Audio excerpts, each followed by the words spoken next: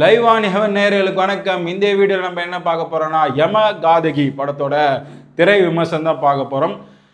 இந்த படத்தோட கதை என்ன பார்த்தீங்கன்னா, ஒரு கிராமம் அண்ணன் அண்ணி அப்படின்னு சொல்லிட்டு சந்தோஷமாக வந்துட்டு இருக்க ஒரு பொண்ணு திடீர்னு ஒன்று தன்னோட அப்பா திட்டாருன்னு சொல்லிட்டு தற்கொலை பண்ணிக்கிறாங்க. நம்ம கதையின் ஆகி ரூபா. இறுதி சடங்கெல்லாம் நடக்குது. கிராம மக்கள்லாம் வந்து அஞ்சலி செலுத்துகிறாங்க. ஆனால் இந்த பொண்ணு திடீர்னு செத்துட்டாங்கன்னு சொன்னால் எங்கே வேறு விதமாக பேசுவாங்க அப்படின்னு சொல்லிட்டு பொண்ணு ஏற்கனவே ஆஸ்துமா இருக்குது அப்படின்னு மாதிரி சொல்லி கதையை கட்டி விட்டுறாங்க. அதுக்கப்புறம் இறுதி சடங்கெல்லாம் நடக்குது. சரி, எல்லாம் முடிஞ்சிச்சு, பாடியை தூக்கின்னு வெளியே போகலான்னு சொல்லிட்டு ஒரு 4 பேர் வந்து தூக்க ட்ரை பண்ணுறாங்க. பார்த்தா தூக்க முடியல, பாடி வெளியே வரமாட்டேங்குது. திடீர்னு பார்த்தா உடல்லாம் அசையுது. எல்லோரும் பயந்துடுறாங்க. திருப்பி ட்ரை பண்ணால் பாடி ஏந்தி உக்காந்துக்குது. எல்லாரும் அலறி வச்சுக்கின்னு ஓடுறாங்க. அப்புறம் பார்த்தா யாரும் வீட்டுக்கும் போகல, எல்லாம் அங்கேயே உட்காந்துக்கிறாங்க. இறுதி சடங்கு நேரத்தில் அவரை கூப்பிட்டு என்னப்பா இந்த மாதிரி ஆயிடுச்சு அப்படின்னு சொல்லிட்டு அவரை கூப்பிட்டு பார்த்து வீட்டுக்கிட்ட வந்து பார்க்குறாங்க. பார்த்தா அவர் வந்து இந்த பொண்ணு உங்ககிட்ட ஏதோ சொல்ல நினைக்குது அப்படின்னு சொல்லிட்டு சொல்கிறாரு. அதுக்கப்புறம் அந்த பொண்ணு என்ன சொல்லுச்சு, என்ன சொல்ல வருது அப்படின்றது தான் இந்த முழு படத்தோட கதை.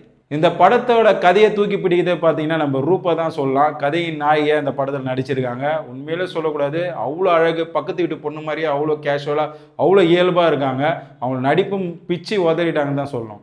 முக்கியமான கதாபாத்திரம் ரூபான்றதுனால மற்ற கதாபாத்திரங்கள்லாம் பார்த்தீங்கன்னா சும்மா வந்துட்டு போகிற அளவுக்கு தான் இருக்குது. அது இல்லாமல் பார்த்தீங்கன்னா நிறைய ஊர் மக்களே வந்து நடிச்சிருக்காங்க இந்த படத்தில்.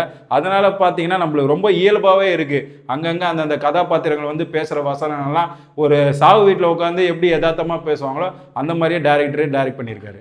படத்தில் முக்கியமாக பார்த்தீங்கன்னா கேமரா ஒர்க்கை சொல்லலாம். ஒரு வீடு அப்படின்ற போது ஒரு சாவு வீடு, அந்த சாவு வீட்டுக்கான என்னென்னலாம் இருக்குமோ அந்த விஷயங்கள்லாம் இருக்குது. பெரிய லைட்டிங்லாம் யூஸ் பண்ணாமல் கிடைக்கிற நேச்சுரல் லைட்லேயே வந்து விஷுவலை சூப்பராக பண்ணியிருக்காரு நம்ம கேமராமேன்.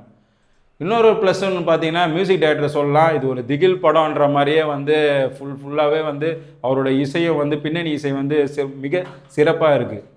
படத்தில் முக்கியமாக நம்ம இவரை பாராட்டி ஆகணும். அவர் யாருன்னு பார்த்தீங்கன்னா படத்தோட இயக்குனராக தான் சொல்லலாம். ஜார்ஜ் ஜெயசீலன்றதான் இந்த படத்தை டைரக்ட் பண்ணியிருக்காரு. அவர் வந்து பார்த்த ஒரு உண்மை சம்பவத்தை தான் வந்து நான் திரைப்படமாக பண்ணியிருக்கேன்னு சொல்லிட்டு ப்ரெஸ் மீட்லாம் சொல்லியிருக்காரு. உண்மையிலேயே சூப்பராக பண்ணியிருக்காரு. அந்த அளவுக்கு வந்து ஒரு ஜாதி பாகுபாடு, பெண்ணியம் வந்து அப்புறம் வந்து சமூகத்தில் இருக்க ஏற்றத்தாழ்வுகளை பற்றி அழகாக வசனம் மூலமாக அந்தந்த கதாபாத்திரங்களே பேசுகிற மாதிரியான அழகாக இந்த விஷயத்த பண்ணியிருக்காரு. அதுவும் அதிக நெடி, இந்த ஜாதி படம்லாம் உடனே கீழ் ஜாதி மேல் ஜாதி அந்த மாதிரியான அதிகப்படியான எந்த வசனமும் இல்லாமல் மேலோட்டமாக பேசி அழகாகவே டைரக்ட் பண்ணியிருக்காரு டைரக்டர். நம்ம ஏற்கனவே சொல்கிற மாதிரி தான் சில சின்ன படங்களை வந்து நம்ம சர்ப்ரைஸ் பண்ணோம். அந்த மாதிரியான ஒரு படம் தான் இந்த யமகாதகின்னு சொல்லலாம். கண்டிப்பாக தேட்டரில் போய் பாருங்கள். விஷுவலாக இருக்கட்டும் சரி, சவுண்ட் எஃபெக்டும் சரி, உங்களை உண்மையிலேயே இந்த படம் சர்ப்ரைஸ் பண்ணோம். இந்த படத்தை நீங்கள் பார்த்துட்டு கமெண்ட் செக்ஷனில் உங்கள் கருத்துக்களை சொல்லுங்கள். நன்றி, வணக்கம்.